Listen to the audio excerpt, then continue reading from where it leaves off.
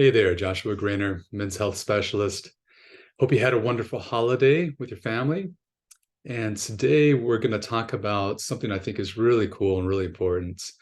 Um, the title for this talk is the same as the title for the article I just published, which I'll put the notes in the link in the notes below. But it's basically how to reverse engineer your health goals for long-term performance. And when I discovered this idea. I didn't discover it. First, I'd like to credit Peter Attia because a lot, a lot of the things that I talk about on this channel have in some ways been influenced by him, or he's introduced me to different ideas, and I've kind of run with it, taken, put my own twist on it. But I'll actually put a link to his original talk, his original podcast about this. But this idea of reverse engineering our health outcomes is something kind of like a digital torque wrench that the first time that I recognized, the first time I ever saw it, I thought, why did it take so long for somebody to come up with this idea? Because I've been working in healthcare for over 25 years, and this idea of thinking about where you want to be in the future as it regards your health and as it regards your performance. I'm not talking about in the next 5 years or 10 years. I'm talking about way into the future, when you're in your 80s or maybe even 90s or even beyond that, and being able to reverse engineer your health goals now based on that was something that just completely changed the way that I thought about medicine. So just like a digital torque wrench, where I thought, oh my God, how long did it take for someone to figure out this? It's a less expensive solution to a problem that all guys have if we're trying to get the right force of torque on our nuts and our bolts. So anyways,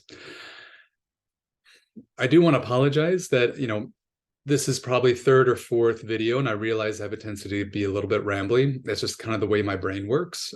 In order for me to deliver the good content, I kind of have to meander a little bit throughout my thinking process, and that's the same thing that happens when I write. I could probably write the gist of everything I have to say in 2 to 3 pages. It usually ends up being 7 to 9 pages. And part of the reason is because, I'm thinking these processes through. And of course, I'm editing, but, just like all of us, we don't want to kill any of our darlings. As I'm reading the stuff that I'm writing, I'm thinking, what do I edit out? So this is what you get. You get me in semi-edited form. And part of the reason is because it's hard for me to talk about anything related to health because it's something I'm so passionate about without diving into some of the more some of the deeper implications, the fact that our healthcare system really is broken. And I'm not taking this from a nihilistic point of view. I think there's something we can do about it. In fact, that's the reason I'm making these videos. But yeah, occasionally I'm going to get on a bit of a soapbox and talk about the things that I think just aren't working in our healthcare system. But fortunately, I'm following that up with, and here's some things that we can do on an individual basis. I don't know about changing the healthcare system. I think it's broke beyond belief and beyond repair. But I think that there are some things that we can do in our communities for ourselves and for our families. And the biggest thing is educate. A lot of times we're really apprehensive to dive into medical education or healthcare education because there's all these words and there's all these concepts, and that it just seems like there's such a big barrier to entry. And the reality is there's really nothing in medicine that is too hard to conceive of. If we get down like deep into the cellular biology and the biochemistry, yeah, there's some things, but to really understand the basic concepts, the basic principles to live a happy, healthy life that's relatively free from disease, where we can, maybe not ensure living to 80 or 90, but we can at least create the environment internally and externally within our families and our communities and our health and within our practices and our behavior so that we can do that. That stuff is approachable, right? And that's what I'm doing. So anyways, I warned you, I get a little rambly, but here we go. Reverse engineering. There I am, Mr. Miyagi. Reverse engineering your health goals now so that we have long-term performance. Here's some data. Here's some things to pay attention to. You know, the math just doesn't add up when we look at the expected life expectancy, right? The average life expectancy for men in the United States. And when we compare that to the average age of retirement. So there's two things that are happening. One is the average age of retirement right now, which is 68 in the United States for men, is expected to increase within the next decade to between 70, 72, maybe even 75 years. And I know people who are 75 and still working. Most of them are working because they really want to, because they love what they do. And the thought of retiring and wasting away in Margaritaville just isn't that appealing to them. So there's that, right? We know that retirement is getting later and later. And you know, some people aren't so fortunate. Some people, they're going to work until their 70s or maybe even 80s because they have to, not because they want to. The other thing is that the life expectancy is, let's see, let me make sure I get this right. I don't have my paper right in front of me, but I think it's 73 years old. Is that right? No, 76, right? Okay. So average age of retirement now, 68. Average age of expected life expectancy, on the other hand, is 76. Okay. Now we're expecting for the age of retirement to creep in a little bit. Maybe we'll call it 70, right? So what does that say? It says that our average age, the amount of years that we're going to have after we retire, is going to be about 6 years, according to the average. And here's the thing. I say that a lot. Here's a thing. We all think that's not us. We all think that, yeah, okay, that's the average age, 76 years old. That's the average age for life expectancy for men in the US. But that's not me. I'm special, right? There's something about me, something that I do, something that I eat, maybe my genes, whatever it is. My dad lived into a certain, that's not me. And the fact is, guys, there's no guarantee. There really isn't. There are some things that we can do to maybe not ensure a healthy, long life, but there are some things that we can do to at least increase the likelihood and reduce risk. And that's really what this talk is all about. And in fact, that's what my work in general is all about. All the education that I'm doing, all of that is about this. If we think about how we want to be in the future, right? So let's take that number. Let's just say that you're going to live to be 76 years old. Let's just assume that is a fact based on everything that you're doing right now, based on your genetics and based on your lifestyle right now. This is how the healthcare system is set up, with this expectation that this is how long you're going to live. Philosophically, that's going to change how me as a doctor, or your doctor, or somebody else's doctor, is going to approach them.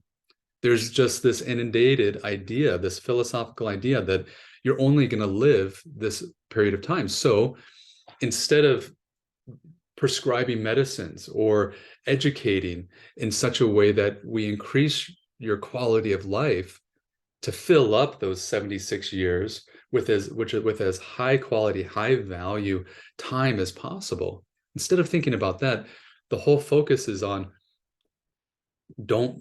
prevent death at all costs. And to think about the approach to medicine and the approach to helping people live, thinking about it through the lens of almost emergency medicine, where at all costs, the whole idea is just not to let our patients die, which is important, right? We can't walk around as physicians and as medical providers, with this mentality that, people, right? You're going to pass. Sorry, I'm rambling, right? I'm getting my thoughts straight. You're going to pass. It's going to happen. It's going to happen for me. It's going to happen for you. It's going to happen. My question to you, my question for myself, and my question for all of my patients and clients is, how well do you want to live within that period of time? Yeah, that's the train of thought I'm trying to go on. How well do you want to live for that period of time? And now let's imagine that you've got that 76 years. What if we pushed it out to 86 years? If the medical system is only set up for you to live up to 76 years, what about your quality of life for that last 10 years? And this is an idea that comes from Peter Attia, this idea of the marginal decade, right? The last 10 years of your life, right? So the article that I wrote will actually take you through this process, but we'll do it in an abbreviated way here, if I'm even capable of that. Think about how long you want to live. Think about, what age you hope to or you aspire to live to, right? And what's interesting is, as I do this with my clients, almost all the time they pick 95. I don't know if that's just everyone being ambitious. I don't know if 95 is a magic number, but a lot of people choose that number. So let's just choose 95. Let's just assume that you're going to live to 95 years old. What do the last years of your life between 85 and 95, what does that actually look like? Right. And I'm not saying, general principles like, oh, I want to be healthy. I want to be strong. I want to still be mentally sharp. I know somebody and they're sharp as a tack at 95 and I want to be like that. Okay, that's part of it. But no, let's get nitty gritty. What exactly do you envision yourself doing on your 85th birthday? How are you interacting with your children or your grandchildren? What are you doing in your environment? What type of movements and activities? What types of exercises are you doing? What type of travel are you doing? What type of work are you doing? Voluntary work are you doing? What does that actually look like for you? And I think that when we start thinking like this, when we start really projecting ourselves into the future, it does two things. One, it lets us know, life is short. We're all going to die. But it also informs me that I have more time. And if I'm 45, I'm going to be 46 here in February. If I've got 40 more years, how do I want to live? And I think this is an important question for us to ask, even when we're younger, but especially now, because, as I'm crossing this threshold, another rite of passage for men to go through the middle age. I've got the grays going on and it's a little harder for me to build and maintain muscle mass and, things with libido, although that's fine. Just want to let you all know, just kidding. Sometimes there's issues. There are changes. My body is going through changes and I'm sure yours are too. If you're in your 40s and 50s, and these are changes that seem kind of abrupt in some ways, because before we were some way, and that was our identity. My identity was built on me being able to act and perform a certain way like I did in my 20s, 30s, and maybe even early 40s. And now things are changing a little bit. And if I don't adapt my behavior, if I don't adapt the way that I live for what's actually happening in my body, one, I'm going to suffer. And two, I'm not going to be able to optimize my physiology or my mental health or my emotional health for where I am currently. Right. So let's bring this back to the exercise for today, where we're reverse engineering, right? We're thinking about, okay, this is how I feel in my 40s. This is what I'm doing in my 40s. What do I want to be doing in my 80s? I've got time. Let's say I've got 40 years. How do I want to live in these 40 years? What precisely do I want to be doing? And when I did this exercise for myself, and this is an exercise I do with all my clients as well, what becomes apparent is where I am now, although things have changed, but when I did this exercise a year or so ago, where I was a year ago, and where it is that I want to be, there was definitely a disconnect. The trajectory of my health, the trajectory for my health goals for the future was not on target, right? And I'm talking more specifically around my VO2 max, which is a measure of my aerobic efficiency, which is a measure of how well my muscles and my body use oxygen. I wasn't using oxygen very efficiently.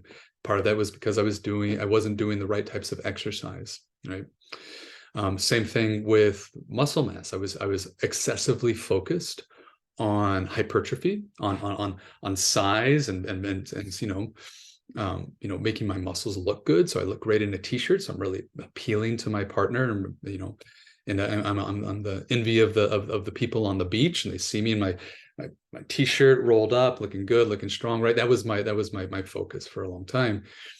Well, I realized that those goals were actually contrary to what was actually sustainable for my health, because focusing intensely all day on hypertrophy training actually took a toll on my joints, and I started developing tendonitis, or not develop. I mean, I've had this for a while, tendonitis in my elbows, and my wrists, in my knees, which I would just work through. So what did I have to do? Two things. One is I had to increase my cardio, in a very specific way, which I really hated doing because, I'd rather just be underweight, or if I could be doing cardio, it's going to be outside mountain biking or something, right? But right now it's raining outside. I can't necessarily go mountain biking, or I guess I could, but it's not going to be as enjoyable because there's also pretty high winds too. I get blown off a mountain. That's no fun too. But I could, I had to increase the amount of cardio. It was inconvenient for me to work that into my schedule, but I did it. And the other thing was, changing in some ways the things that I eat, and prioritizing sleep. That was a big one.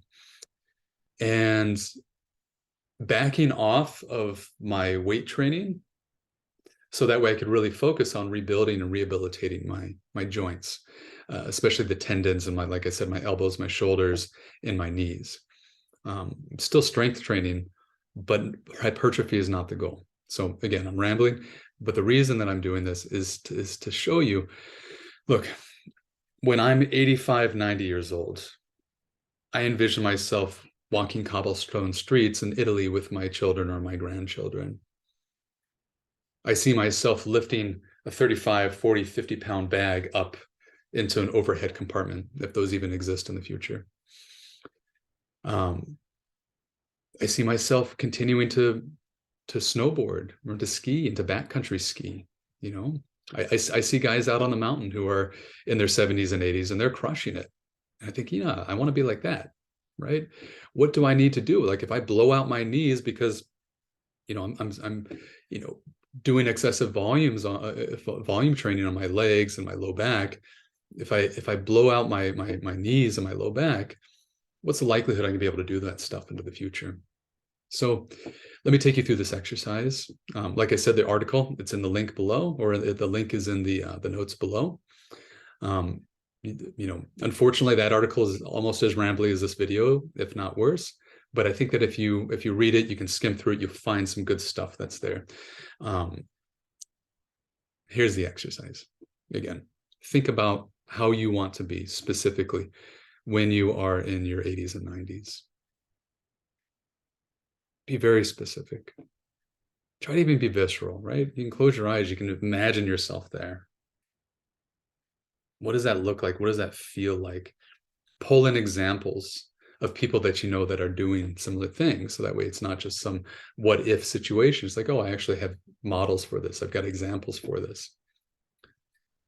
And then ask yourself, this is a hard question, is what I'm doing now, my body composition, the way that I'm eating, how I'm exercising, how I'm prioritizing sleep, how I'm managing my stress, how I'm building emotional resilience, how I'm maintaining my mental health, whatever it is what I'm doing now going to get me to there? And if you can say yes, 100%, then great. You're doing a great job. I can say for myself, when I asked myself this question, I wasn't too far off. I was probably 70% there, but 70% is a C. And, I've always been a bit of an overachiever, so I'm going for an A. Ask yourself the same question, right? Reverse engineer it. And, there's a lot of resources out there to go for the next step, which is, okay, I've reverse engineered this. I know what it is that I want to do in the future. I recognize that where I am now, what I'm doing now isn't necessarily going to get me there. What are the exact steps that I need to take? Man, there's a lot of resources, and I'll put some resources there. The go-to for me, and I think for a lot of other people, are podcasts like the Drive, the Peter Attia Drive, the Huberman podcast. That's a great one. Mark Hyman has a lot of great information about nutrition. Yeah. So, I mean, there's so much great information out there. The problem that I see for a lot of people, though, is that there's a tendency to have information overload, and I suffer from this too. It's so much easier for a client to come to me and say, "Hey, Joshua, this is where I am now. This is where I want to be. This is what I'm doing now. What do I need to do to get me there?" It's so much easier for me to dig into the labs and dig into the medical history and dig into everything and put together a program for them. It's actually harder for me to do that for myself. Part of that is because it's, I've got my own biases, but part of it also is like, I don't want to leave anything out, right? I want to just put everything in the kitchen sink in, including the little torque wrench I was talking about before. I want everything in there, and it's just too much, man. There's too much information out there to make sense of it all, and there's a lot of contradictory information. And the reason that I bring this up is I have a health coach. I've got somebody who helps me make sense of these things. And, I'm not making this video as a pitch, but, I would be remiss if I wasn't to offer my services to you. At this point, my following is pretty low. I think I've got maybe 9 subscribers. That's awesome. But, I'm just going to put myself out there. If you need help making sense of your health information, if you look into the future and say, I want to live this long, and these are the types of things I want to be doing, this is how I want to live, and this is how I'm living now, and I don't know how to bridge the gap, then reach out to me. We can figure something out. We can set something up, and I would love to help you out. So anyways, sorry for the ramble. I hope you're having a great post-holiday, and hey, let's look forward to a great new year. This past year was a bit of a doozy for me, and I'm looking forward to a new one here in the future. And then also, I think the next video that I'm going to put out, I'm going to put out a series of what I'm doing to rehabilitate the tendons, especially my knees, because I've had patellar tendonitis and chondromalacia for a while. So I'm going to take you through my journey, so that way, if you've got knee pain, if you've got arthritic conditions in your knees, you can at least see what I'm doing to go through it, and maybe learn some things for yourself. So I think that's probably going to be the next video that I'm going to do. All right. Thanks for bearing with me. Have a great day.